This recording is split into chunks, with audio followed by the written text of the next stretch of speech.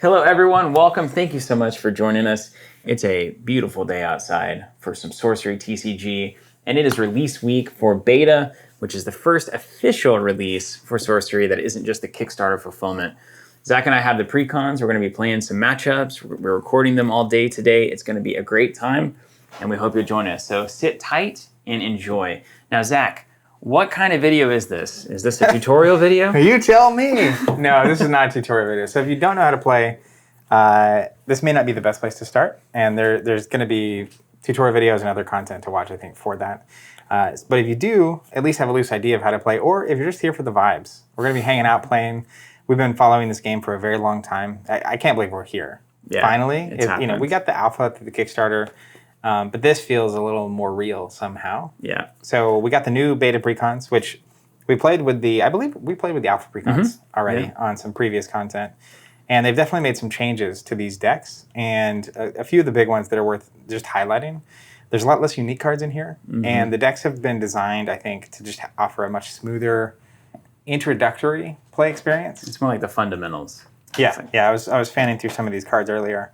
And I think they made some really big improvements across the board, just in terms of sheer. If you were going to have someone's first experience be this is a really good place to start. So if you don't already have these and you're interested in the game, we have those available on the website. And this is maybe. It is. You can say it. This is the best starting experience of any so freaking game there's ever been. hyperbolically. It's got 4 Precons in here. Yeah, I honestly. Perfect. I haven't asked, but I wouldn't be surprised if they're either making almost no money on this or they're like negative on it, because it's just it's 4 fully built decks. They're beautiful. It's not they didn't skimp, and they each have their own box like this. This is the lightning deck I'll be playing in this video, and Steven, you're playing. I'm playing the Earth deck, Geomancer. Technically Geomancer. What's the name of the Sparkmage? Sparkmage. Yeah, I didn't know the official. So you're playing Air. I'm playing Earth, and like Zach said, this is going to be fun. If you just want to see the gameplay, this is a great video for that. Sorcery is so easy to follow because it really captures the imagination to really understand the tactile thing, what's going on the board. So you'll see units flying around the board. You'll see them clashing with each other. It's really right here where you can pay attention and understand what's going on. Yeah, and Sorcery is, if you're familiar with card games at all, it reminds me a lot of a 90s card game. But the way the game works and the way the resources ramp, it builds. So the complexity is very, like, our early turns are going to be super simple, followed by progressively more complex board states. But even as crazy as the game is, and crazy being used affectionately here, it's not that it doesn't burn my brain to play this game. Play as well. Yeah, it's really a very fascinating mix of variables there. Well, let's dive in, shall we? So I've got the Geomancer, you've got the Sparkmage. Thank you guys for joining us. If you also have your beta products, for free to follow along, open them up, and hopefully you're out there maybe finding a friend or family member or somebody to play some Precon matches with too. And if you're not, if you're looking for somebody to do that with, hopefully we can help teach you some of the things that new players might often miss about the game. This is setting you up for some success. This is something I haven't seen often in pre-constructed decks. So we have the little tuck boxes with the elements on them, but it has this, like, what would you consider this material? It's not foam, is it? I think that's genuine foam, Zach. Is it? It's like battle foam. BF foam. But they have this foam in here, and you may not recognize this at first, but this is relevant to me because I know why they did this, beyond just filling it so the cards don't bounce around. These boxes will fit these card sleeves. Awesome. And so this is like a box that you can actually use for your deck. Most people will sleeve the cards. So they baked in the extra space to this, and then the box to fit these boxes, which I think is a nice touch. It's beautiful. And we're not going to play with sleeves because we're old-fashioned. Yeah. And there's no need to put some people might think, I can't play unless I get sleeves like these guys. It's like not true at all. People play with sleeves. They play with all sorts of fancy stuff. Getting down to the bare bones, it's just cards on a table. So let's just play cards on a table, shall we? Let's do it. I've got the Geomancer. Let's talk about the Geomancer for a hot second. This is a new avatar appearing first time in beta. Who did that art? Beautiful. Francesca Bayerold. Yeah, mine too. I think did all of the avatars. Yeah. And I love the change in style from the alpha avatars where Eric really wanted to push that. You can't see their face really because you as the player are supposed to say, this might be me. I'm embodying this kind of avatar. So the Geomancer is going to create rubble whenever it plays a site and then can later go back and turn that rubble into real sites. So like good land. And what that represents in terms of the game is a little more efficiency. So I'm going to be able to accelerate my land without having to draw a bunch of sites. And so hopefully that's going to give me an early game advantage where by the time I hit mid-game about 5 mana, I should be putting a lot of pressure on you. Yeah, well, that's my hope. You should have a lot more options too from a card because you're not going to have to spend actions or your initial turn drawing land to keep playing locations. Meanwhile, the Sparkmage, 20 health, so obviously, not obviously, but you win by getting your opponent to 0. And one of my favorite mechanics in this game is Death's Door. So when you get them to 0, you can't do any more damage that turn. They're not actually out yet. You have to damage them on a following turn. Yeah. And that creates, it's really clever as like a comeback mechanic too, where no matter how much damage I can do on a single turn, I have to be able to close the deal. Anyways, 1 attack on the top right, and then I can standard. Do you have the tap, play, draw site? Yeah, everybody does. Yeah. And then the second ability, which is what makes this avatar unique, tap, target nearby location. So nearby would be, if I was here, any of these 9. Including the spot. Yeah. It says target nearby location, deal 1 damage to another, so not yourself, random unit there, equal to the sum of air on spells you've cast this turn. Cool. So I assume that means air, like the threshold. I call it threshold, but that's just because we played spoils back in the day. Yeah. There's a true affinity, I think is what it's called in sorcery officially. Yeah. So like if I played lightning bolt somewhere, has 1, and then I use this ability, it would be 1 damage to a random unit at one of these locations. That's right. Choice. Yeah. So I'm curious to see a lot of that. I'm curious to see how effective that ultimate is going to be. This is the first time we've gotten to play these avatars, so you guys are getting a fully real organic take. Yeah, if this was release day and you picked up a set of these precons and you were sitting down, you already somewhat knew how to play. This is probably what you would be experiencing. All right, so let's separate. We can just turn our cards over and separate this way. So we're going to separate our Atlas cards. In the game, you don't have your land, your resource cards in the actual draw deck. So you've got your spells here, your spell book, and your Atlas. So those stay separate, and you shuffle those separately. So I'm going to go ahead and do that. I'm doing the old Matty P consistent random shuffle. I can't wait to hear the commentary about shuffling cards without sleeves and all of the kinds of things. But look at how gentle I can be. I still get people coming up to me about our early Flesh and Blood videos for the same thing. We at least know these are precons, right? So they're probably not going to be worth $1 billion or whatever. Yeah, I don't know. That stuff's beyond me. I'm just here to get the cards in. I mean, that's not why I'm doing anything, right? It's like just a happy side effect. So this map that we're using is the 2-player standard kind of Battlefield map. It's available on our website. Yeah, and it has slots over here. Do you know? I assume this actually goes here because it's horizontal, as you would expect. That's right.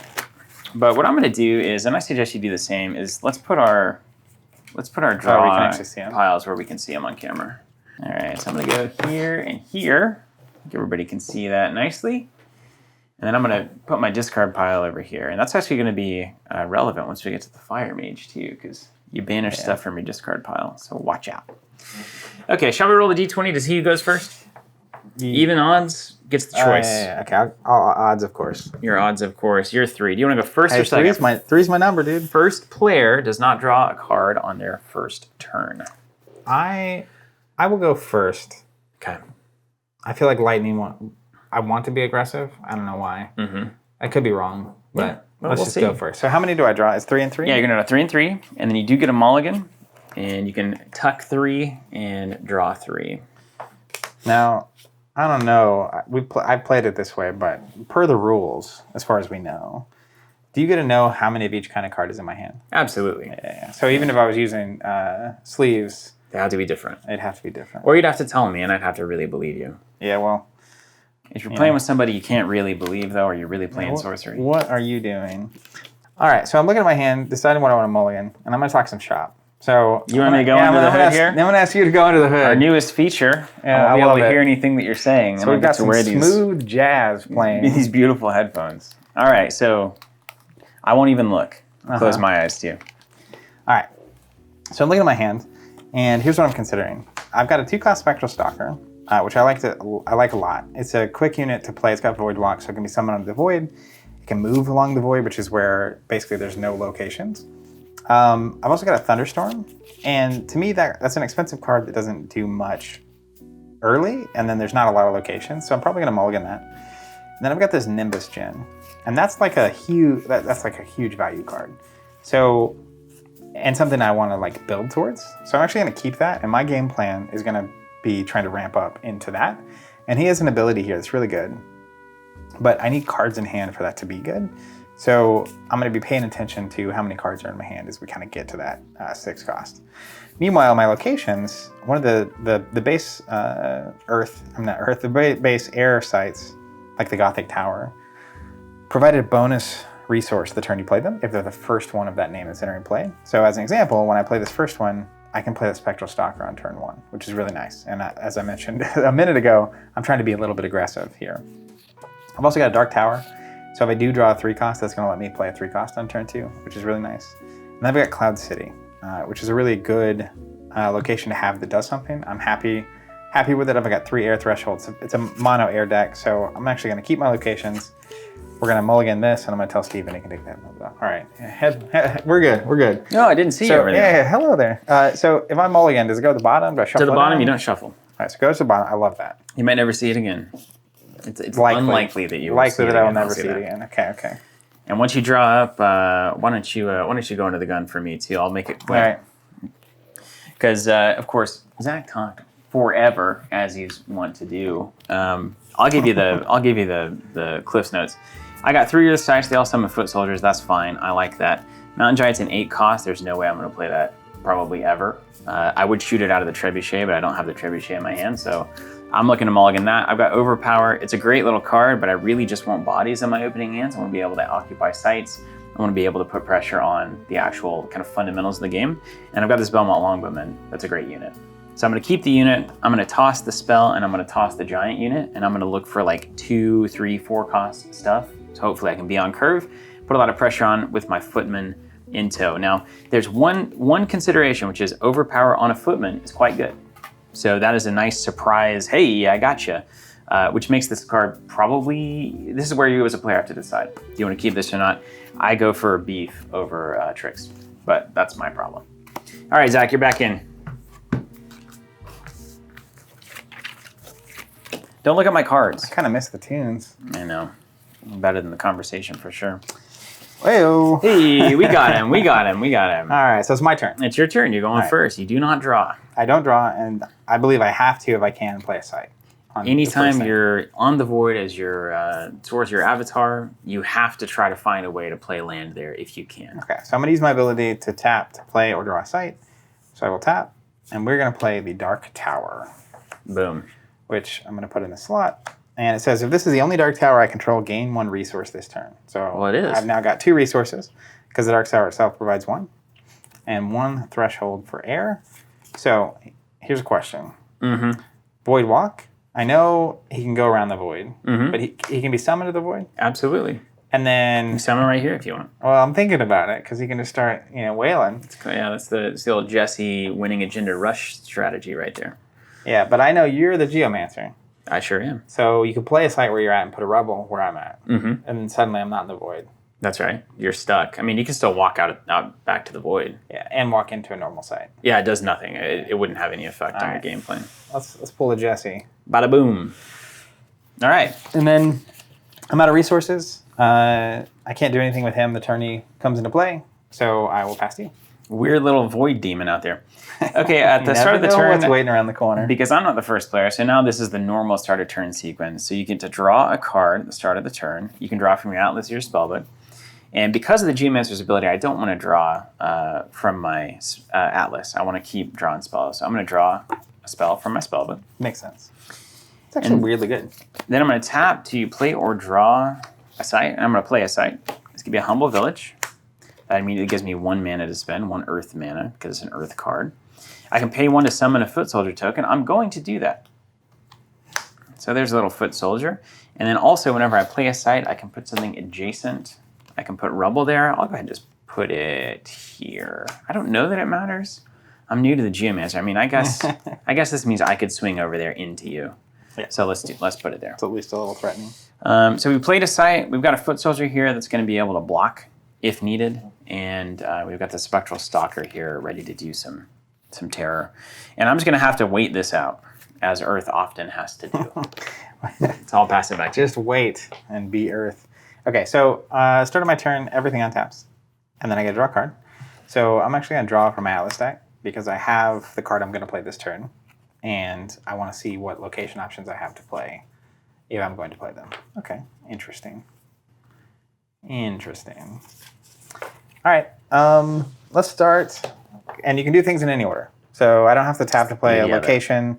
I can attack with some things, play some things. I can tap to draw a card in whatever order I want. So my Spectral Stalker, I'm going to go ahead and get in there, is going to attempt to move and attack your... I think I just want to get the Foot Soldier off the table. I'm going to attack the Foot Soldier. Right on. So move and attack is a basic ability, right? Mm-hmm. So you can always move one step and then launch an attack. Similarly, defenders can intercept from one step away, move in, and intercept the attack. So I don't have anything that can intercept. This battle is going to happen. My Geomancer's tapped, can't do anything. Spectral Stalker, 1 to the Spectral Stalker, doesn't kill its power of 2. 2 definitely kills the power of 1. Foot Soldier has done its noble right. It did its noble duty. Yeah. If it wasn't there, I would have hit you for 2. Then I'll tap, and we'll play another site. We're going to play a Gothic Tower. Ooh, a different tower. And I got 3 mana. So I've got 3. Look at this Tony Hawk over here. I know. What did you He's call ramping. It when you would like do this thing and continue a trick? You know, those little the manual. Manual. There it is. It's like, what's that? The thing you do in between the tricks. You know, you like do a trick for 22 minutes. Like, this is really realistic. Spinning around there. I'm gonna play an Apprentice Wizard. Cost 3. Spellcaster, which means it can actually play spells from my hand as though it were the avatar. So I don't like a lightning bolt would be good. I may or may not have that in my hand, but you know what I mean. Lightning bolt's a great example of a spell that wouldn't matter at all. In fact, because you play it anywhere on the table. Gotcha. Yeah. So it'd have to be. I don't know what it is. I was trying to think of a good example, but it says Genesis, which means. So you don't have a lightning bolt in your hand? I don't have a lightning bolt in my hand. No, I told you I didn't have a lightning bolt. I was just thinking of a random card. Just random. Genesis, draw a spell. And spell can be from either book, right? No, it's a spell. Just over here. Yeah, spells are in your spell book. Spells are not in your atlas. So cards are not spells. That's right. Cards can be spells, squares and rectangles. Right. Cards are atlas cards or spellbook cards. All right, I'll draw from here. Spellbook cards are spells, atlas cards are sites. All right, interesting. Cool. Okay, then I'll pass to you. All right, everything untapped. On my side of the board, at least. I get to draw a card of my choice. I'm going to choose a spell. Here comes the spell book. And then this is basically where, So I'm going to tap here to play a land, or a site, I should say. Play a site up here. I'm not going to activate the pay 1, get a Foot Soldier ability. And then I am, let's see, you're here. So I will just do this. I'm going to pay 2 for Scent Hounds right here on top of you. Nearby enemies permanently lose stealth, although you don't have it. So that's not enough thing. But what I want to do here is I don't want to give you an out where you can attack that simple village. So if you go there, Scent Hounds can tap and block, which means that it's going to prevent me from taking damage. Makes sense. You can't really get away unless you pop back into the void. And that is... Oh, I need to do my Rubble as well. Let's not forget the Geomancer ability. That's critical. So that you can't pop here or here without the Scent Hounds being able to get you next turn. To follow. And I think we're going to call it good. Scent Hounds can't do anything because of summoning sickness. So they're just preparing for Hounds versus Stalker. How cool is that? A classic. Can they smell the ghost? Dogs often, I feel like, see ghosts. Mm-hmm. They have that, like, at least in my dog house. sense. Ghost sense? I'm going to ready everything and draw a card. I'm going to draw from my spell book. It's good. It's very good. All right. I have. How many sites do you have in your hand? Oh, 2. 2, huh? 2 and then 3 spell books. Spellbook cards. So you did a sneaky sight draw earlier. That's extra sneaky. Yeah. Well, I just drew that instead of from my deck. Right. But then I drew a card here, so I stayed on parity. Very sneaky. Yeah. Who would have known? We don't like it. Okay. So here's a question. If I had something with stealth that lost it because of the Scent Hounds, if the Scent Hounds leave, does it gain it? Because I know stealth goes away when you use it, basically. Permanently. Yeah. I was trying to deadpan into the camera, and then it was Steven's camera, and I just like went to this camera, and then I finally made it to the camera I think I'm supposed to be looking at. It's very funny. Okay, I will go ahead and tap my Sparkmage.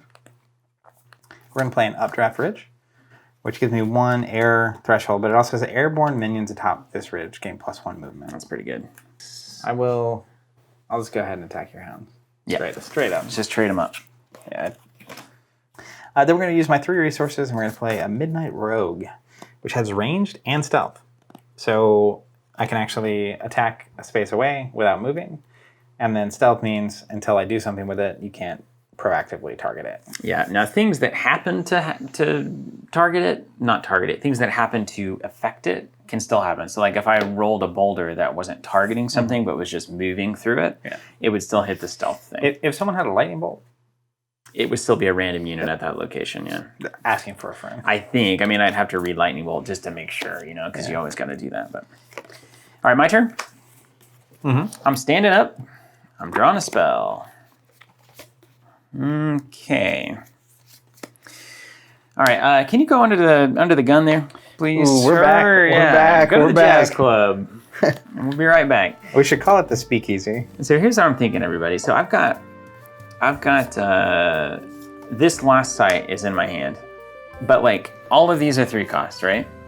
So if I play this rustic village, I can't pay 1 and do any of this.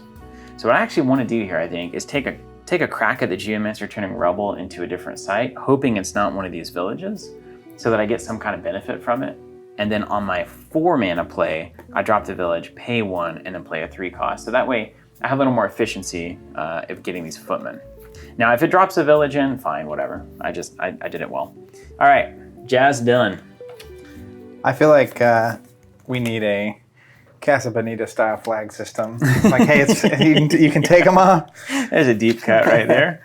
Okay, we hit Vantage Hills in our Rebel replacement, so that's fine. Ranged units getting +1. That means maybe I could shoot to here if Zach plays in this, so that might prevent him from wanting to play in the 6th slot over here, but it's up to him. He's his own person. Okay, and what do I want to do? I've got a lot of questions. And this is a random nearby. Okay, so you can't do anything with that. You've got a wizard, not a big deal. Well, let's just play Unicorn here. That's so good. Coming in for 4 strength. Now, keep in mind, I have Earth Affinity, so I've got 3 Affinity, and this requires 2, so I'm good here. And we're just putting a big old Unicorn at the front. And you're good to go. Okay. I've done my thing. I've got my on a Unicorn. Everything's cool. I'm going to go ahead and draw from the old spell book. So I've currently got 3 air elemental threshold. Yeah, we'll call it 3 threshold for Something the kids. like that. Yeah, well, we're on mono, so this is TikTok, man. This is the We don't TikTok have time to generation. say elemental. Yeah, we need to speed this up. Let's tap the Sparkmage. Let's play Cloud City. Okay, what does that say? It says if I have 3 air elemental threshold. Is that what it is? He's a real professor now, isn't he, Lee? Yeah, 3 threshold. Once on my turn, this site may fly to a nearby void. Now, do I have to spend it or just have to have it? It's just a threshold check. You just have to have it. Yeah. Yeah. So once on my turn, they can fly to a nearby void. Now, our locations like Eunice, I can't activate them the turn they come into play. I don't think they have. No, I don't think so. So like this turn, I could do this. I think so. And then cut you off at the patch. Yeah, somebody's going to only units. Did you do that? Are you doing this? I'm doing it, yeah. Okay, Why not? official. Let's have a good time. What perfect sorcery weather. Yeah, man. Goodness gracious. The weather outside is great for this indoor activity. I actually would love to have a screen sunroom for exactly this. Yeah. Like this is the day you want that. As long as there's no wind. That's the downfall of card games outside. I feel like my backyard's good for that, though. Or you could put Velcro on the back of the sleeves. Have metal sleeves and have a big magnet thing on it. That actually makes more sense than I wanted to. Wait a second. This guy's a genius. It's problematic. We should probably make that immediately and sell it. Yeah, don't steal my idea. Actually, if you do, great. I'll back it. Are you going to play anything? Or I'm thinking. I'm just distracting you so I can think. Well, get going to that. Let's talk about it. Here we go. Yeah. I'm going to the Jazz Club. Where everything makes sense. All right, so here's the dilemma. I've got that Nimbus that we know about from early on that I'm built into. So I don't want to just like spend cards, and it seems not like if I don't play something to defend these locations, then he can technically attack either of them and just do 4, and I don't have any recourse. So the thing I'm thinking about doing is playing a Headless Haunt that's also 4 strength. The problem with it is that at the start of my next turn, it teleports to a random location. So it's a 3 for 4 like his Unicorn, except for I have absolutely no control of where it is, which is fun. So I'm tempted to play it in like this location here, so that if he tries to attack my Cloud City or my Updraft Ridge with his Unicorn, I can block either one and then trade, which I would be happy to do. But I also want to get these Skirmishers of Mew on the table because they're awesome. But I think the only way I don't fall behind here is by playing the Headless Haunt. So I'm going to go with that, and talking it out here helped me figure out what I was going to do. So I'll give Steven the signal, and we'll actually, you know what? Let's give him another 20 seconds for no reason. Just kidding. You can take your thing off. All right. I have made a decision. Okay. My friends helped me. Yeah. I'm going to play the Headless Haunt for 3 into this void. At the start of my turn, Headless Haunt teleports to the top of a random side or That's void. a 4? I feel like that used to be a 3 back in the early days. That ability can be Bugatti, or it can be awful. I mean, comparatively to your Autumn Unicorn, they have the same stats, except for mine can go to the void, but also I have no control of where it's at. Right. So it makes sense that it's 4 in my brain. But what if it comes here? That's and fine. You just roll in. Yeah, but it could also come to here. And then, yeah, I remember I was trying to beat Hamilton that closed that he was at death's door, and I was like, it's just got to teleport near you, and I can win. It didn't. Yep. It really didn't. Sometimes it'd be like that. Okay, and then I'll pass to you. Okay, started my turn. I'm going to untap everything. Any starter turn triggers with fire. There aren't any. I'm going to draw a card from my spell book. Try to work this Earth advantage. That's kind of a fortunate moment for that card. You weren't lucky against Hamilton, but perhaps you are today.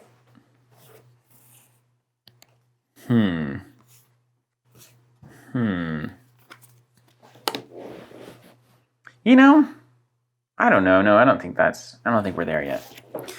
Okay, so we're gonna use the Geomancer to play a site.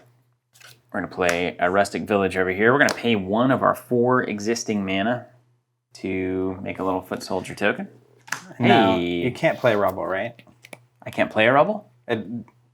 Based on your ability now. No. Yeah, it's got to be next to a void next to the Geomancer, and there is no void next to the Geomancer. Adjacent. So my Compass Rose has lifted. And now we've got a lot of good choices to make. I don't know. I kind of like this play. It could be really bad. An absolute classic. Let's go ahead and...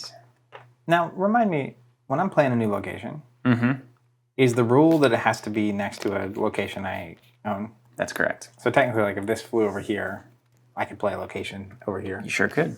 Yep. Intriguing.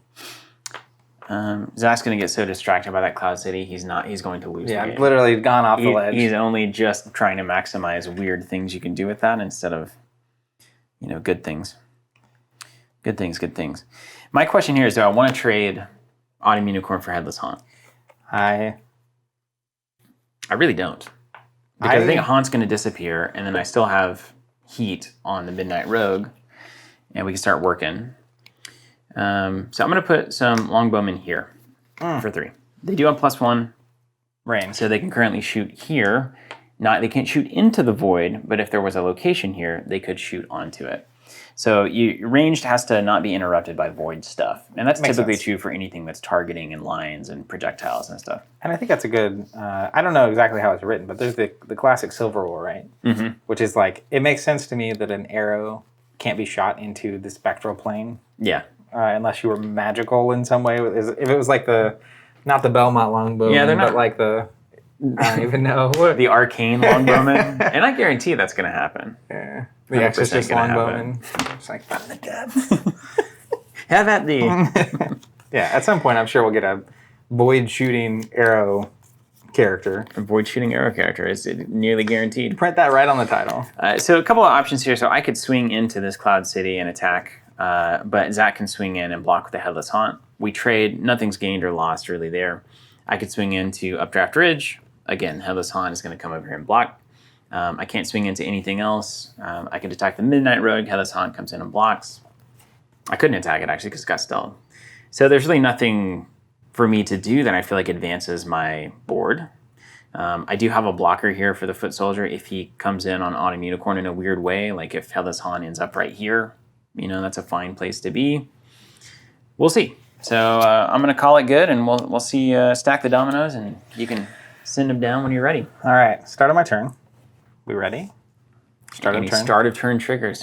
Yeah. Is it before untapping? Technically, I think it is, but I don't think it matters. Let's not. Presently doesn't matter. Let's not worry about it in a way that it matters. But for a Precon game. What do you call it when you put those little things in a book? I'll tell you what. I'll look it up. I'll look it up right now. Continue with your turn. You can go. Trigger abilities that happen at the start of your turn. Step 1. Step 2. Untap all your cards. All right, so we'll go here. Let's do it right. Headless Hunt. So I'm at 20 health. I'm going to roll this and turn it back. 17. Bingo. Pretty good. Yeah, not bad. It's really nice having the mat that has the numbers on it for that exact. You can find that on our web store. Web store. Buy my book. Web store is like a 90s term, isn't it? Yeah. I mean, isn't most of the internet? Web store. Website. Yeah. There's some really funny descriptions of the internet, though, back then. All right. I will choose to draw a location because I need more resources. How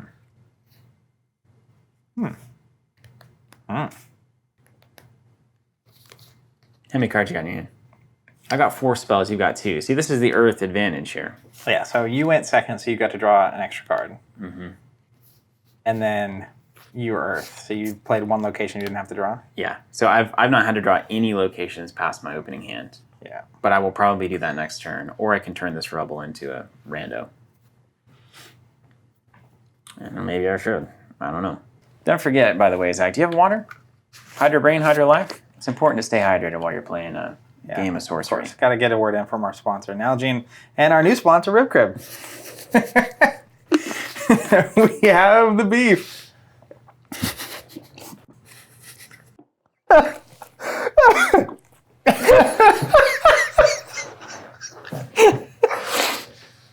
almost died. Oh, nothing like good waterboarding in the middle of a recording session. The birds. We have the beef. It's like you can mention Rib Crib. It's funny. Also stealing Arby's brand statement effectively and applying it to Rib Crib.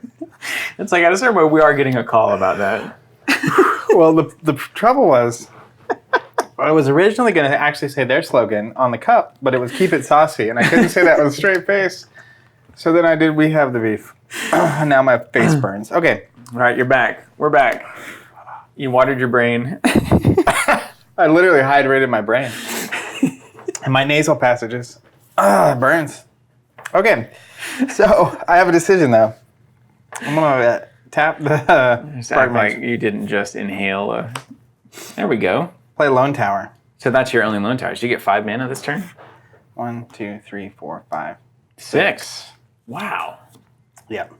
Wow, you got big stuff probably coming up. I don't know. Yep. We're going to play a Nimbus Gen here for 6. Whoa. Airborne. Discard a spell, deal 3 damage to another random unit here.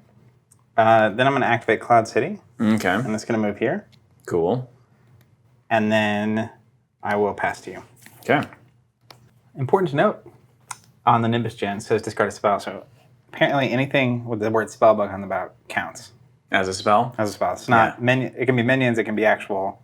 I don't know what are they called? I don't have any in my magic. hand. It's called magic. For real.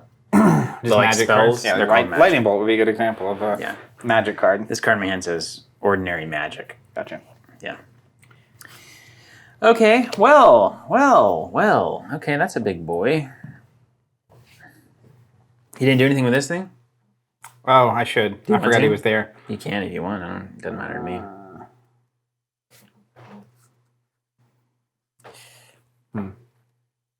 He's going to move here. Just to be safe. That is pretty safe. No, I'll pass to you. Otherwise, the longbowman can shoot him. Not that it would kill, but then Foot Soldier Longbowman. Now we're getting somewhere. That's a good trade. At the start of your turn. Okay, that's your turn. This is me. This is my turn. Okay, start of the turn. I don't have any triggers. I'm going to untap things that need untapped. I'm going to draw a card, and I have a choice to make here. I got 4 mana on the table. I could activate this one to go to 5 with the Geomancer ability. I could draw from my Atlas and play here to cut off like the Cloud City Shenanigans. Yeah. The like party gin bus you have over here. A classic. Exactly. An absolute classic. You're so good with words. You must have written the Arby's slogan. Nobody wants pork belly from Arby's. I agree. Nobody wants fast food pork belly. Nobody wants fast food Angus. Do I really think that they're paying top dollar for the best meat available for $5 a sandwich? Or 6 or 7. It could be 8 these days. Well, it's not even about the price. It's just about what shows up on your tray. I've got to draw a site so that I can play here because I'm over this Cloud City thing that you're doing. So who's obsessed with the Cloud City now? Yeah, the answer to your question, by the way, is what we all want from Arby's. Roast beef. Roast beef. Yeah, just focus on and the curly fundies. fries. Focus on those fundies. And a Jamocha shake. But other than that, that's it. That's the entire menu. Okay, let's be smart. Okay?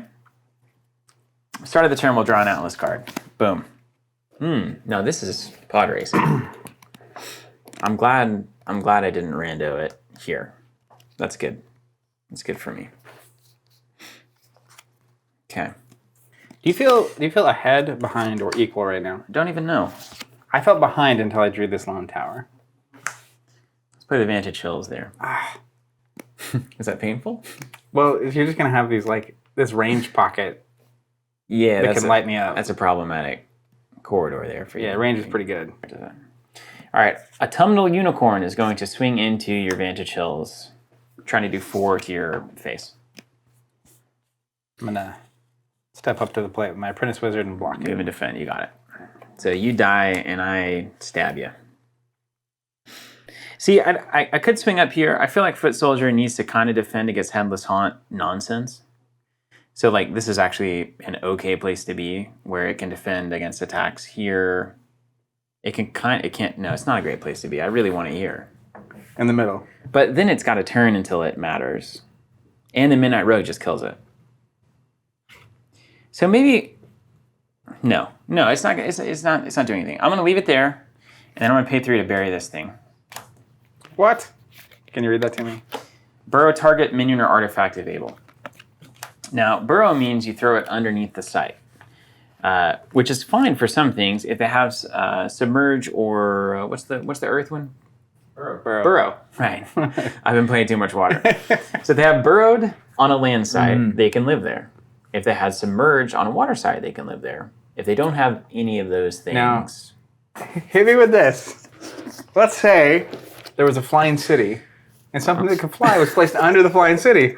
Would that thing disappear forever and be dead? Or you wouldn't think so, would you? Or perhaps Wouldn't would the think- silver rules say that it should exist as it would any other case? You know, I blame the designers. Yeah, no, it's going away, but But you feel like it could. You feel like a djinn could live under a cloud city. yeah, but you know, they'd also have to give the city flying, and then they would have to be like, Airborne units you can't burrow on a flying site.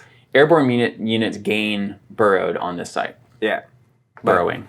You know, that's 3 steps But they too far. didn't So do that, instead, did they? I will trade you a 3-cost spell for my 6-cost key to my entire plan.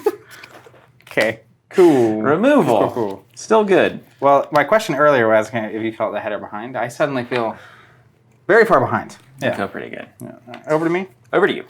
All right, so start of my turn. Start of turn triggers happen first. I'm at 20 health. I'm going to roll this die for my... Here, Headless Haunt. Headless Haunt. It doesn't have a head, and that's why it randomly shows up where it needs to show up. 3. Perfect. Right back to base. That's okay. There are worse places for this That thing to be, is- actually. And it's actually perfect. Fantastic. Yeah, That replaces your trade. The bad trade, that you get a unicorn for free. Well, I wouldn't say free. I still have to give up my Headless Haunt. I know, but you're gonna though, aren't you? Yes. Yeah, because your thing's way better than mine in threatening, whereas my Headless Haunt's going around, who knows. Well, we'll see what I draw. All right, so I'm going to draw from my way better than mine and threatening. Let me tell you, this Belmont Longbowman is doing nothing. Ooh, interesting. But what I'm thinking is like it's at least making it weird for you to play a location here. Because then it's just like, what are you going to do? Put something on that location and it's just going to... Intriguing. Important to note, range cannot hit sites. So you can only ranged attack units. You can't get a free one on their land. I mean, if an army could just shoot an arrow into your property and be like, oh, got him. Yeah, that'd be pretty brutal. You see, it's like shows all the time where it's like they rain arrows and it's all hitting the ground. Yeah. It's like, oh, we're really winning here. You're just like, oh, the king's like, oh. Interesting. Tap my Sparkmage. What'd you do at start of turn? Did you draw a spell? I draw from here. Yeah. To draw from my Atlas, because I can't. It's the only thing I can do. I can draw a site. That's right. If you can't play a site, or you could use your little lightning ability, which is probably worth looking at. Maybe you could get a free unicorn.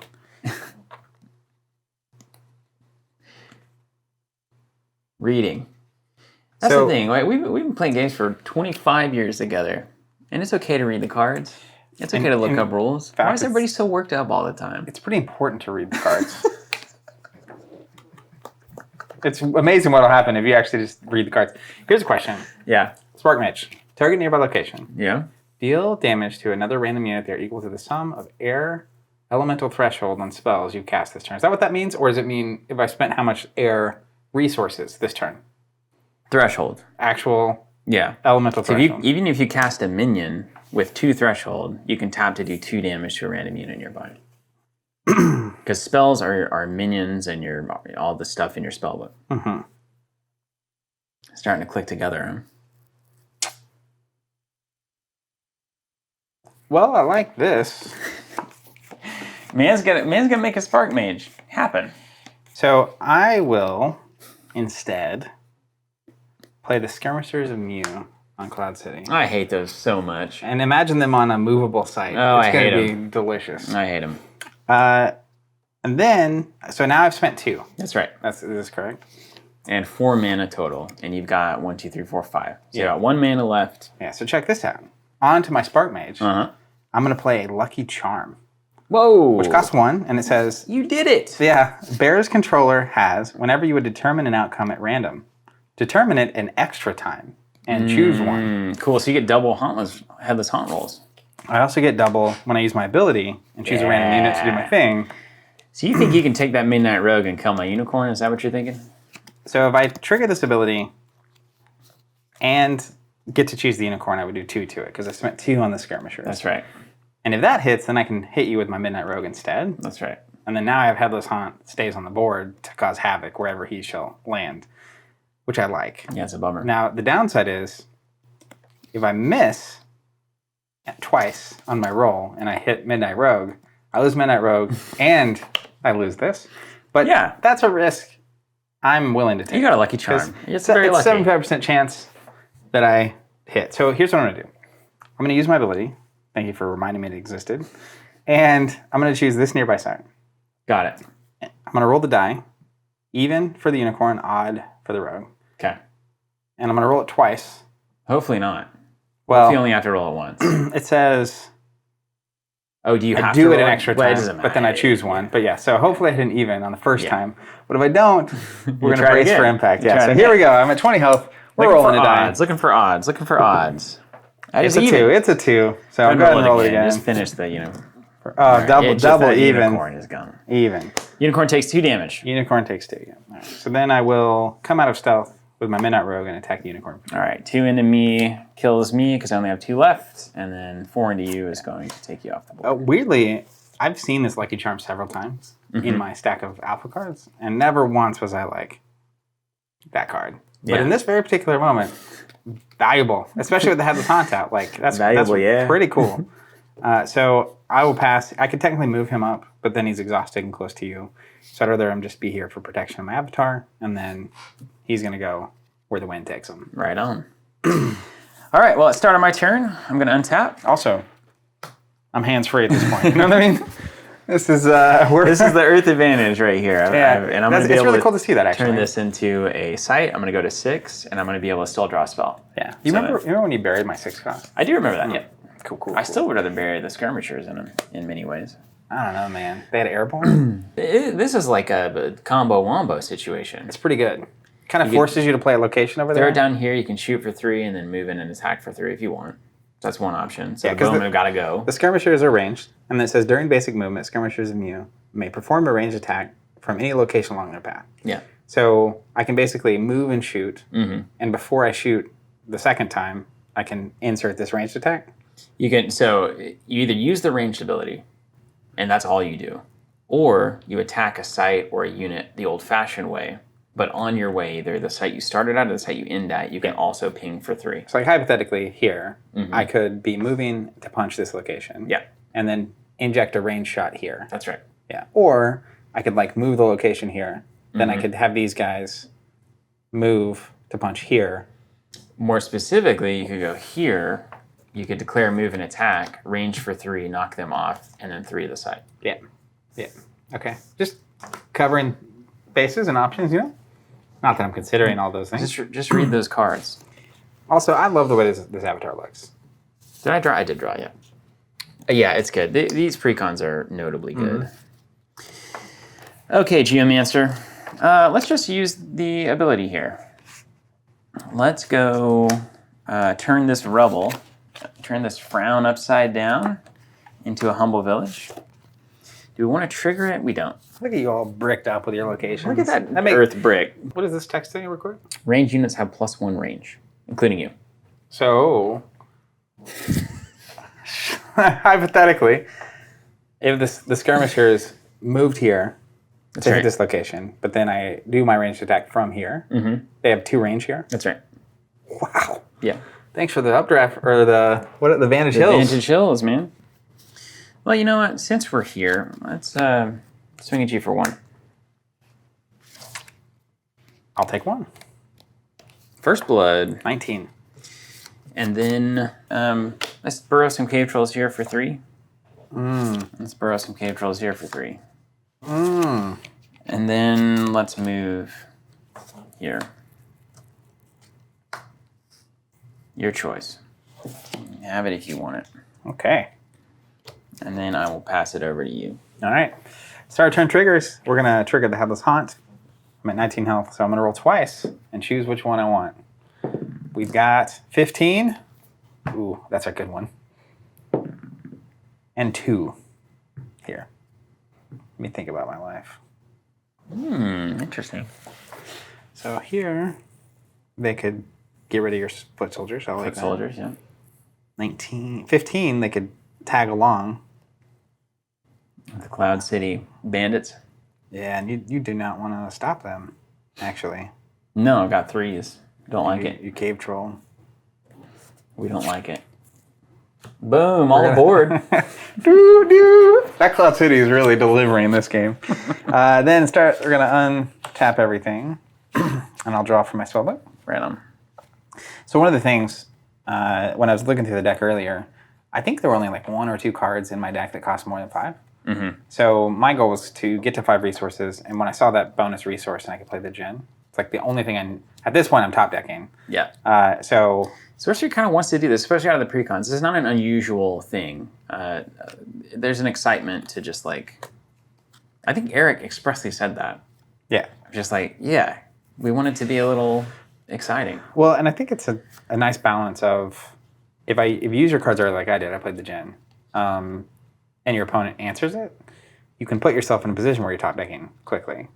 And so I played like a 2 cost and a 3 cost and a 4 cost, which a different strategy would be have a bunch of 5, 6 costs and don't play very much early and play locations and have really powerful effects loaded in your deck. But well, let's make a deal. I mean, do I even care to draw a location? Oh, you know what I can do? I can send your foot soldiers to a different dimension with my ability. So That's true. let's start here. I'm going to raise the dead.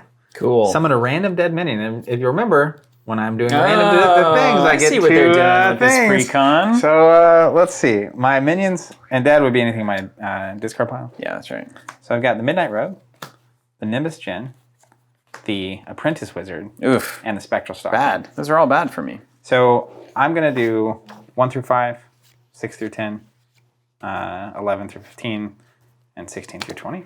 Looks good. We're good with that. So I'll roll twice. I'm at 19 health. 16 is the Apprentice Wizard. Wait a minute. No. It's the Spectral Stalker. Yeah. who's counting? Who's counting? 10, 1 through 5, 6 through 10. Uh-oh. Uh-oh. And you don't have to pay for that if you summon it, is that right? I don't think so. Because I'd have to have so much to do that, so that seems crazy. So it's not these two. And I can tell you it's not the 2 cost. So we're gonna It's go. the Nimbus Djinn. We're gonna go with the 6 You cost. get her back. Where? Oh, where?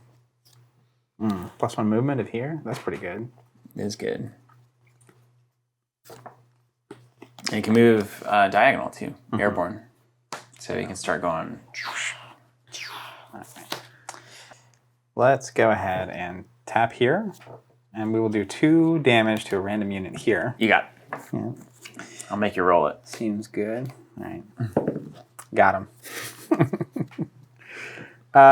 These spin downs are nice. I can find the numbers way quicker than on most things. That is supposed to be their advantage. Let's go ahead and move and attack with the Headless Haunt. You got it. So attempting to do 4 here. I'll take 4. Ding. Now it's a time for deciding. 16. So I don't really want to put the Cloud City in the corner, because then you can trap the Cloud City, which is strikes and gutters. Is good. It's good. The ability to put units on your side of the board is nice. It also means that if I can basically start just destroying this site with my units. Yeah. If you don't start like constantly summon there. Yeah. It can be a tough one. I don't want to trade with the trolls though. So here we are. Here we are. You know, This game it runs on 4 strength. it's the above curve number. I need more of those. I need more of those above Where are curve my cards? numbers. Yeah. Okay, I'm just gonna hold tight. We're gonna pass. Not even gonna move that Cloud Sage? Just say you did? I don't think so. Okay. I like where it's at presently. Start of the turn. What am I gonna do? I'm gonna untap things. I think Geomancer is gonna be on the draw a sight train. So I'm gonna draw a spell at the start of the turn. See if we can get something nice. Okay. Yeah, go ahead and go to the jazz club. Jazz club. Girls club. Does this say anywhere? What? Alright, good. All right, so what am I thinking here? I'm thinking right now that this is a lot of damage that I can't do anything about. The 2 trolls held off skirmishers and moving here or here. So that's defended against. But Headless Haunt can attack for 4 indefinitely, and there's really nothing I can do about it without making very bad trades. Nimbus Djinn can move basically anywhere because it's +1 off of Updraft Ridge. Not good. But I've got this Entangled Terrain, which makes things immobile, and things also lose airborne. And that buys me 3 turns. So I'm thinking if I put it here, that's going to keep... The Haunt obviously is going to do its thing. It's not going to be impacted. The Djinn is impacted, and if Skirmishers comes over, they also become immobile, which makes it good. That also prevents additional summoning here on Updraft Ridge. I really want to get to a point where I can utilize this ranged effect. I'm trying to think if there's any way I can get to the Skirmishers anew. Like if I'm here, and then I move my Cave Trolls over Submerged, affected site, so that's going to hit everything, I believe. So yeah, so I've got some, I don't know exactly where I'm going to go with this. I really don't know. I need to hit a 4 breakpoint. So I'm thinking maybe Border Militia could help me with this next turn, but they also would be entangled. All right, you can come out of the club. I still don't know what I'm gonna do, but I think I've got all of my options here. it's been weirdly helpful for me at least to have to verbally talk through whatever I'm thinking. Also, I love this. On the Midnight Rogue I was reading while I was at the club. I'll have respect for your laws when you make them respectable. I vibe with that. Appreciate that. I'm not like a systems rules guy, Really? but I do. It's like I like rules that make sense. Yeah. Oh man. Huh, true believer. Yeah. Some of the flavor text on this is fun. There's an H.P. Lovecraft one over here on Spectral Stalker. Didn't notice that till now. So I'm going to pay 4 for Entangled Terrain. Minions occupying effect decides to lose Airborne and are immobile, which means they can't take basic actions. And last 3 of your turns. So I'm going to put it here. I'm going to sink your... You have no sites in hand? Is that right? Nope. You could technically play one here, draw and play. So then you can start summoning there, which actually might be good for you. So I could put it here. It's basically what I'm This is an aura, thinking. right? So it goes in a corner. Yeah, it goes in a corner and affects affects those 4. And you can just play those anywhere. You play if them they're not anywhere your you want. sites, Yeah. Anywhere on the board. Okay. That's a pretty good answer. I mean, it's, what is that, 3 turns? Jeez. 3 turns to get something going. And is this 1 turn or is this turn 0? Last 3 of your turns. I think this is the first turn of that. Okay. Yeah. It'll last through this turn as number 1. Okay. Drew Tucker. Yeah, and I'm trying to think like, do I want to go here or do I want to put it here?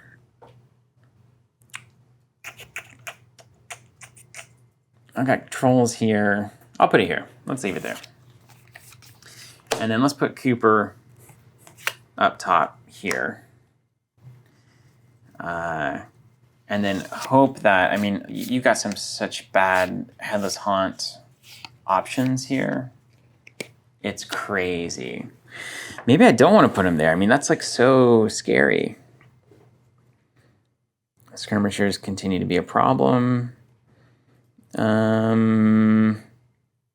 Cloud City. I don't know that I can move anything anywhere. Got to start threatening something. Man, if Headless Haunt pops on these guys, though, oh my gosh. Which, I mean, it's true wherever they're at. So bad. I could at least put them where the cave trolls could block for them. That's true. But then it's still a bad trade. So I might just have to deal with it. Hope I don't land. Yeah, because there's Reach. nothing I could do about it no matter what. There's basically 5 results that would be bad. Well, not actually, 1's gone. Yeah, that's right. So there's only 4 out of, so it's 20% twice. Yeah, that's not too bad. That's not too bad. It's a 64% chance that I miss. All right, I'll pass you. Can't hate it. Here we go. Headless Haunt roll. We're at 19 health. So I get 2 of these. A 4, That's good. which is here. Okay. Love that one. Or a 7, which is here. Don't love that. Solid. He's going home. He's going home. Lost his head. All right. Then I'm going to draw, or I'm going to ready everything, I guess. I'm going to draw here. One spell to rule them all. One spell to bind them. That's very good.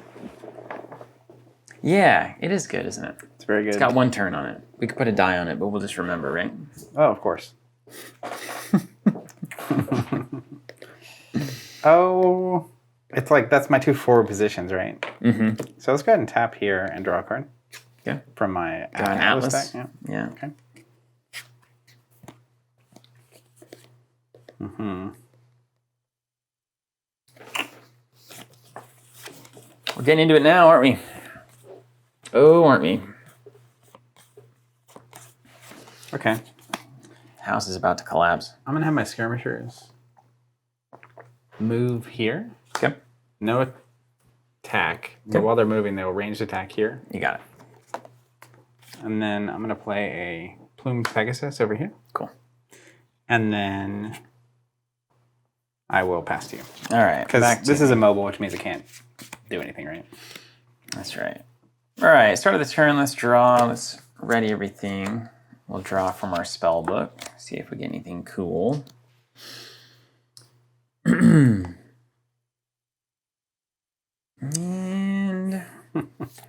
kind of cool.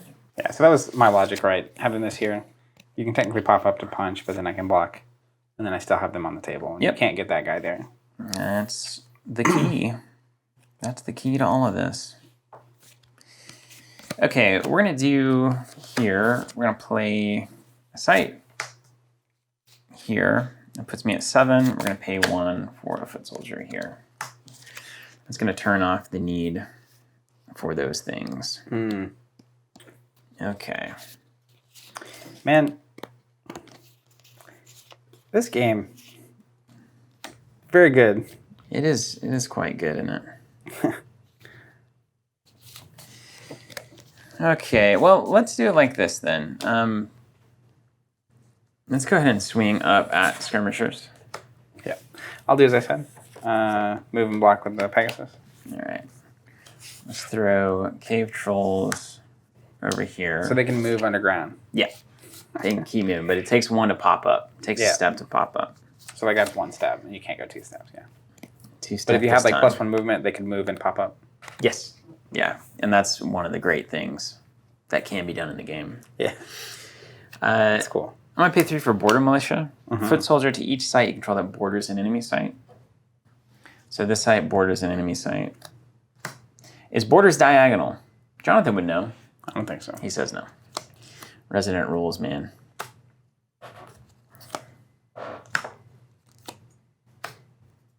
That's unbelievably good. It's a lot of dudes. I tell you that. And then how much do we play around the old skirmishers? Because no matter where I put anything, basically, I'm just going to keep it in hand, man. And round 2 of Integral Terrain is done, and I'll pass it over to you. All right, Headless Hunt. Here we go. I'm at 19 health. First roll is a 1. Love that. Second roll is A 1. a 20. Ah, that's a Man. Yahtzee.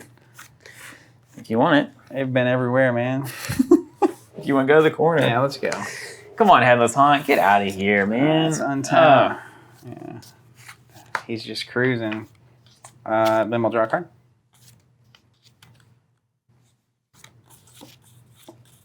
I'm going to get these cave trolls up top. They need to get something done. We got to get your skirmishers out of here. Wow. Okay. That seems pretty decent. Dece. Pretty dece. So if the skirmishers move here to punch this site and shoot a ranged attack, the ranged attack has to be something 1 away? No, I don't think it can be on the range. Can be right there as well. Yeah, I guess I could also shoot from this location and then move. Yeah. Yeah, range is on the side, or it can do 1 over. Yeah. Okay. Let's start. But it's not an attack, so you wouldn't get retaliation from it, basically. Okay. So I'm going to go ahead and activate them. So I'm going to move.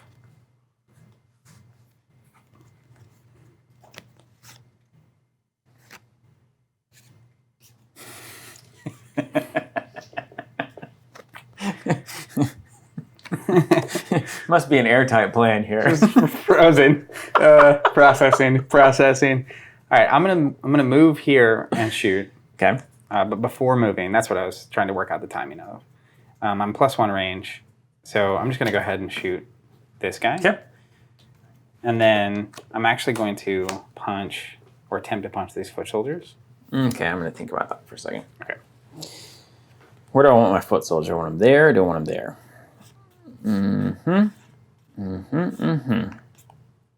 I've got 1 more turn of immobility. So you could summon the Cloud City here, and a foot soldier could technically do something about that. Yeah, because I haven't spent any. Haven't spent any money. Yeah. And I presume this would go away at the end of your next turn, the entangle. Yes, that's right, yeah. You're good. You got him. You took 1 in response, though. Yeah, sure did. Sure did. All right. They saved me some damage. So, I'm going to let you decide. My Headless Hunt is going to move and attack here. Yeah. I've got to prevent 4 here with my token. Checks out. Checks out. Oh, just Earth bodies. Yeah. Okay. I believe this works. Cool. So I'm going to play a blink. Yeah. An ally teleports to a location that's nearby. I assume I can teleport an ally even if it's immobile. So Blink would allow you to move it. It can't move itself if it's immobile, but as your wizard is the one moving it, that would work. Yeah. Okay. Well, we're going to move it to a nearby site here. So blink, I've spent 2 resources and 1 elemental threshold, and I'll draw a card. So I've got 3 left. Interesting. So then my Nimbus Gen will... Swinging. We were swinging. Ooh, even better. Powerful, yeah. You will just punch here for 4. You got 12 coming at me. Then I will tap here and Playing that site. play a site. All right. Over to you. Is that it? That's it. That's all you can do? All right, Entangled Terrain is going to be there for the end of this, till the end of this turn, so that's worth something, I guess. And I'll draw a spell. Okay, that's good. It's good because it's good. All right, Bun, let's untap everything. You've gotten just absolute beef over here. Yeah, it's really crazy. Total heat. You're the Earth guy, yet I've got the beef. Well, yeah, I need those big, the big units is what I need. Where are they? I'd love to know. I'll pay 1 for Overpower. Ally gets +2, and I'll swing 3 into Skirmisher's Anew. Get that problem off the table. Necessary. Good start, good start. Yeah. The Djinn, not much to be done there. You can get basically anywhere in the universe because you can move sideways or diagonal. You can also do the deal 3 thing to a random unit, which could also include my avatar. So that's a bit of an issue. The unit is a minion or an avatar. That's right. Minion would be like something we play, and avatar is obviously here. And then we can always come up and do something there. Swing for 1 here. Yeah, we'll take 1. Taking 1. Do you know if to target a site with a spell, is there a range limit to that? No. Okay. Unless it says. Not unless it tells us. Within or whatever. Not unless it tells us. Okay, and then a couple of things that I have that I can do that's just right on the table. I could like come over here, burrowed, and then no matter where you move that, I can just come up and we can start doing 4. So that kind of puts you on the same clock I'm on with 4, but I still lose that race. I can move K-Trolls over here, similar kind of thing. You can just reinforce it a little easier with units surrounding. I could pop it up top of Vantage Hills. That gives me blocking options if your Headless Haunt is attacking like here or here. Nimbus Djinn here, it kind of gives me some outs, but it's still a 3 to a 4 bad trade, 3 to a 4 bad trade. So it's almost like you have to hope your Headless Haunt gets useless.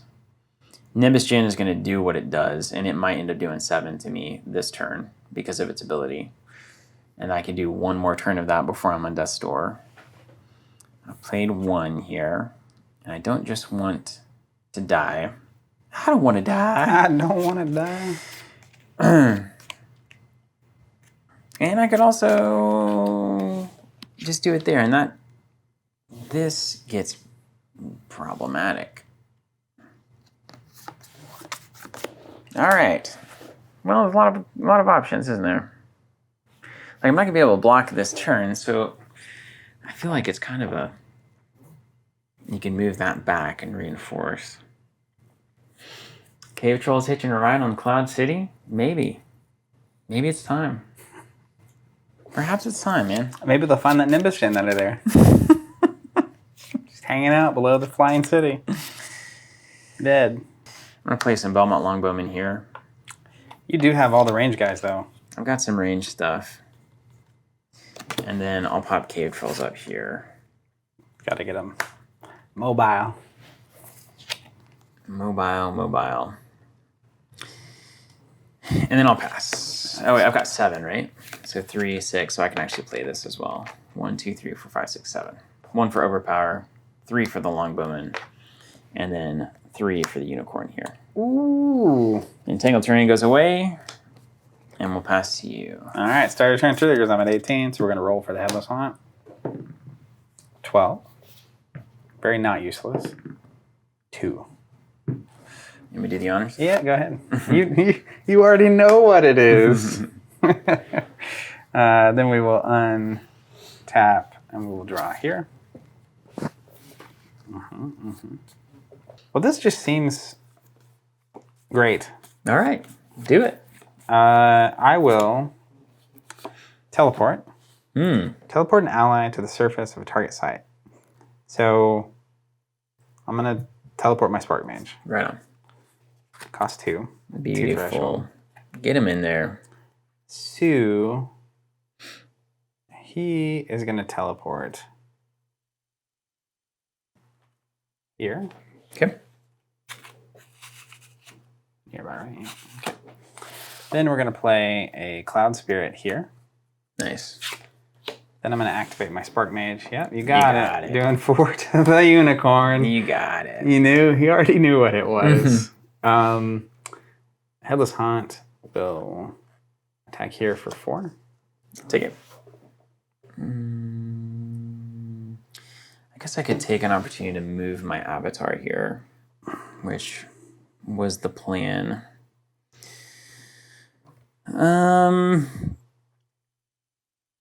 Yeah, because that gets me 4 in the pocket. So I'll move there and take 4. Blocking the attack, effectively. Then I will also move the Nimbus Gen here and do 4. Right, take 4. And calling people in the morning. You got a Cloud Spirit to block. That'll be me. Got it. Got it. All right, start of the turn, I'll draw a card. I'll stand up. The Headless Haunt with the Lucky Charm is significantly more valuable. Can you headphone up? Yep, those don't really. Oh, right, they're not ready. Those are yours. To the Jazz Club.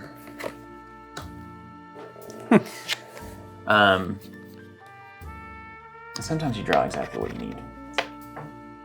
And then things get exciting. Like this card, which is probably the only thing that could possibly save me here. That's pretty cool. All right, you're good, Zach. It'd be even funnier if we had some sunglasses to put on that were also like so that you actually couldn't see through them. So you're literally just sitting there like all senses are muted. Anyway. All senses muted. It's the All Senses Muted Club. Okay. I don't like where I put this longbowman now. I had one of those weird matrices, where you think, well, if he can't move here, so he would have to move here, so then the longbowman would threaten vantage if he had to. When you have the unicorn here, it makes sense. I would want to attack down there.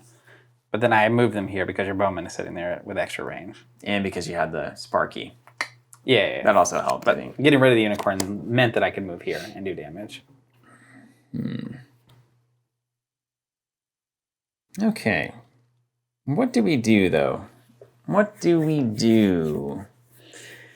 Oh, man. Well, we've got to look at our best plays. All right, so first thing we're going to do is we're going to attack. Does it even matter? I guess the Jin is more... oh, it can't. You're airborne. So I'll attack the Headless Haunt. For one. That's right. Wait, no. Then I take 4. I don't want that at all. We don't do that. I forget you fight back, right? I was sitting there thinking, I think I just don't block. Then he goes to death's door. Yeah. Then on my turn, he just dies. All right, there's no clever way to do this. I'm going to pay 7 for the Ratanus Titan. Oh my goodness, what is this? It's going to strike every enemy at that location for 6. It also gets the airborne guy, right? Yeah, I think so. Yeah, because it's not attacking. But isn't attacking a strike? No, it is expressly not. Oh, let's get the rules. Hold on, let me call the rules warrior. Ring. Let's strike just check each in. enemy here. Because I don't know how this... Let's look at airborne. I think it's it can't... It's a square rectangle thing. Attacks are strikes. You know what I mean? But I don't know if... I know you can't attack an airborne thing. I think you could strike it. Here, let's go to the rulebook reading. All right. This minion cannot be targeted by attacks from units on the ground, unless they have the airborne ability. But it could be struck. It's a strike. It's not an attack. All right, let's just do it. So all other enemy is here. All right, got it. He's back in the game, ladies and gentlemen. Back in the game. Swing for 1. Take 1.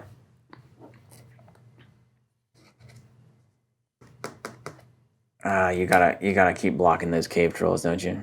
I mean, you gotta block whatever garbage can you're trying to put over here, because you could have lightning bolt, do 1, swing with cloud spirit. Like I'm not.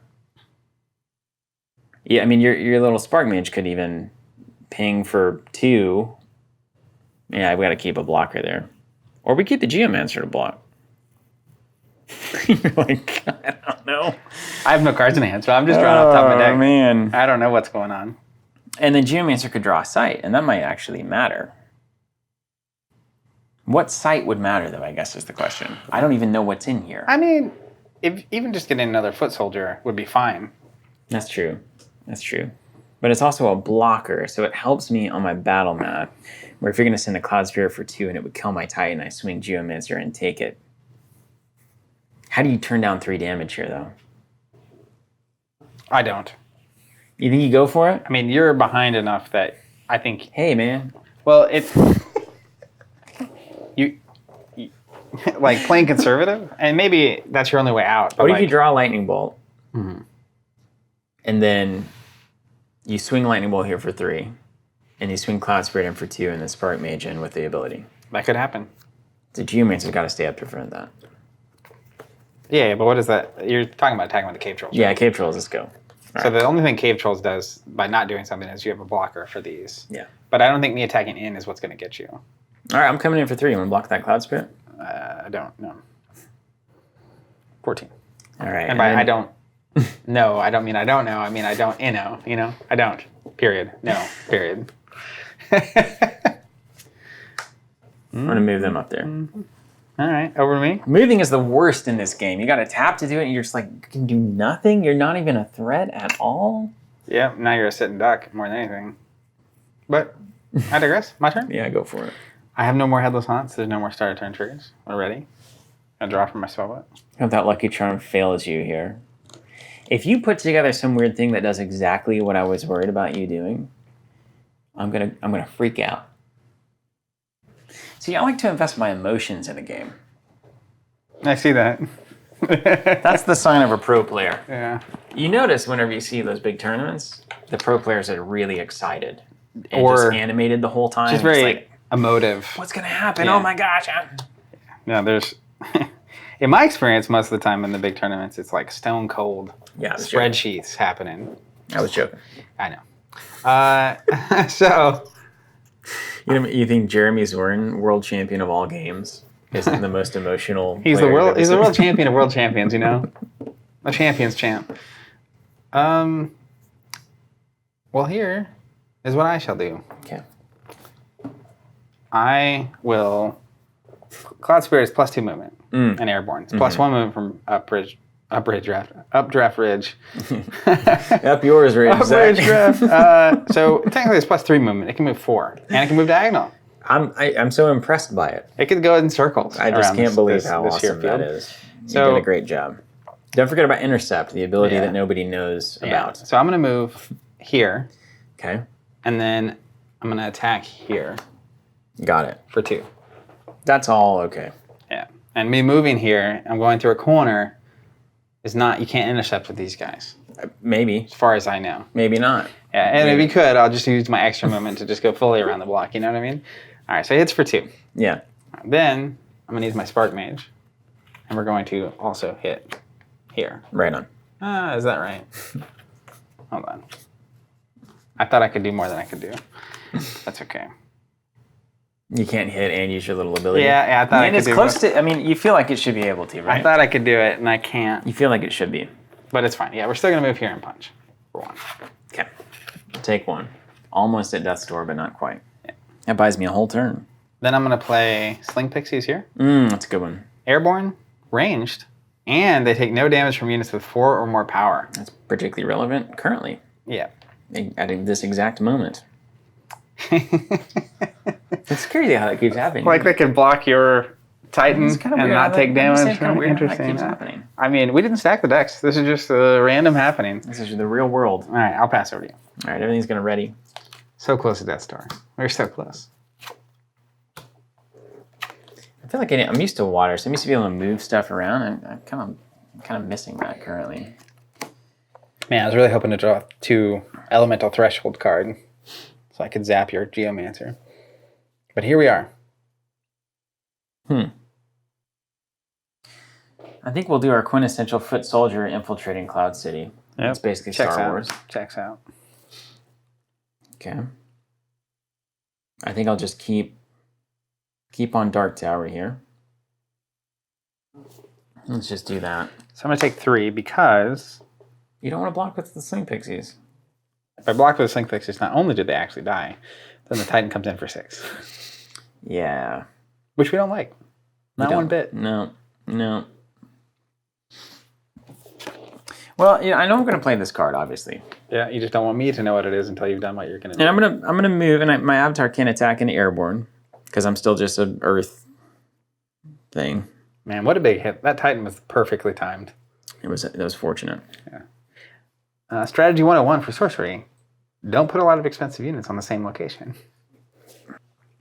Okay, Geomancer's gonna go here.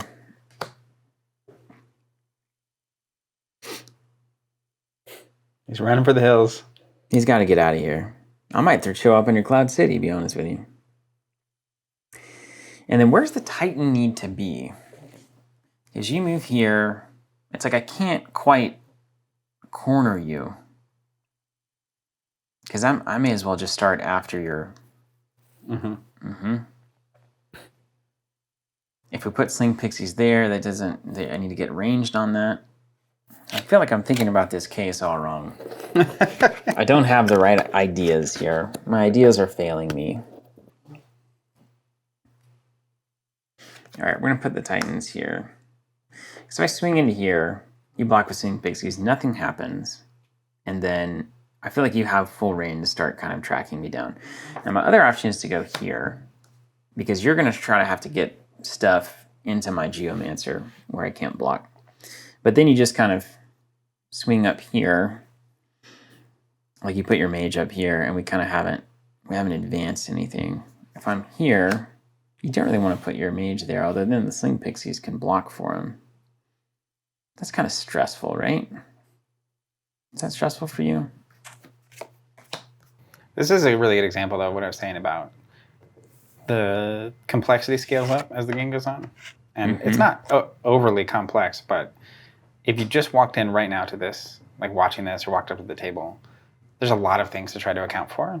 But I feel like I have such a direct appreciation of everything on the board because of how it slowly enters the field. Oh, yeah. Okay, here's what I'm going to do. And this is ultimately strange, I think. All right, we're going to move the Titan here. And then we're going to play another Bowman here.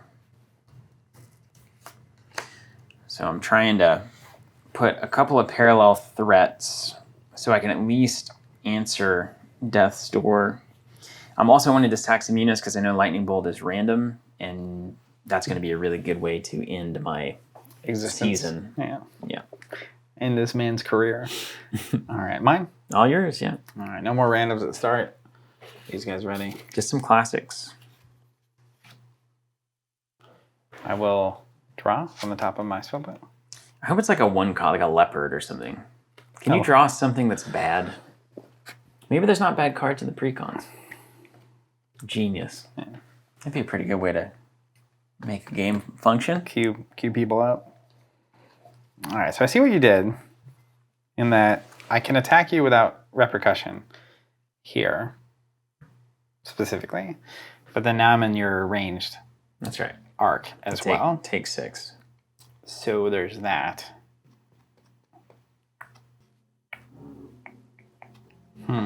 The end game of sorcery is one of the most satisfying pieces of this game. And it onboards you into it, where like early game, you're flying and you're like, yeah, okay, I'm on curve, I'm playing guys, everything's cool. And then you're like, okay, now we are into the game. This is like off book and chess. And then like, even just having to figure out how to maneuver to actually get someone from death's door to winning is a different kind of puzzle. It naturally closes in. I have to actually attack your avatar directly. We haven't seen any of our big spells either. Okay. It's so stressful, whatever this card is. It's so stressful. It's always, this is why we play card games. How about you put your headphones on and I'll make it a little more stressful for you and let the people into this. I'll diffuse this real quick. Okay. So the real challenge here is I can definitely get him to death's door here. That's not the question. The question is, how much damage do I take back? How do I prevent that damage? And then how do I restrict him from doing what he's wanting to do without putting himself in a bad position? So as an example, I have an apprentice wizard in my hand. When I play it, I'm going to get a draw card.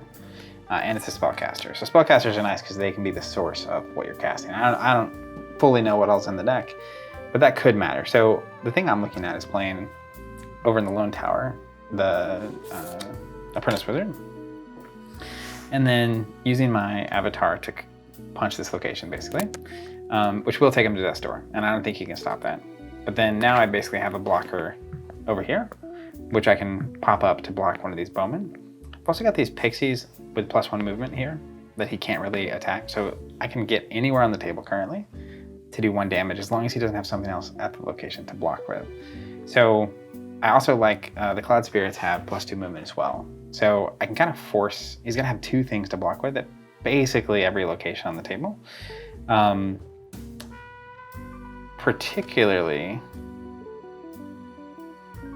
and I don't know what I'm gonna draw from the wizard either. That's another piece of this. But it's tempting to put my Cloud Spirit, it can move twice and it can move into the same location with the pixies that can block and not take damage from those things. So I think that's the thing. I'll have 2 projectiles to send, but if having them at the same location means if he has another one of those, like everything at this location affects, I'm gonna get penalized for that. So we'll see. You can take them off. Yeah, you're good. Thank you. All right, so I'm gonna take my avatar and I'm gonna attempt to attack here for 1.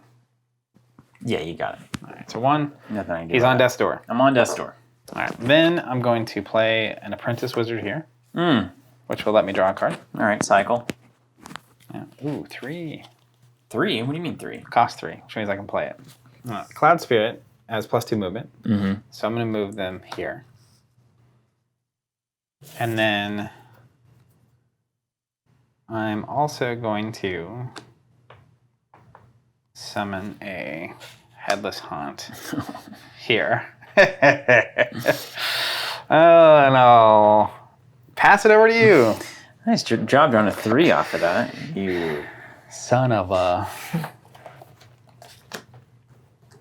Yeah, there's a million ways to die. A James Bond movie? No Time to Die. For 500, Bob. Well, luckily I drew these wild boars. Perfect. 1 cost, 2 damage. You know, that's going to be great for me. Yeah. I mean, I drew 1 cost last turn. I still have to get to your Geomancer. You can get to my Geomancer, that's right. A lot of ways to do that. Currently 2 ways. But 3 if the haunt shows up. That's the So I've got to prepare ticket. for 3 blocks. So I'm just going to plug a boar in there. Call it a day. Get my Titan up here. I need lightning bolts, and I need them stat. Yeah, so I think that's it. So I think I'm gonna have to. Plan on that Headless Haunt not getting anywhere useful. Otherwise, you could maybe delay this a turn or 2 by just stacking the board, but like that's not gonna change the game, you know.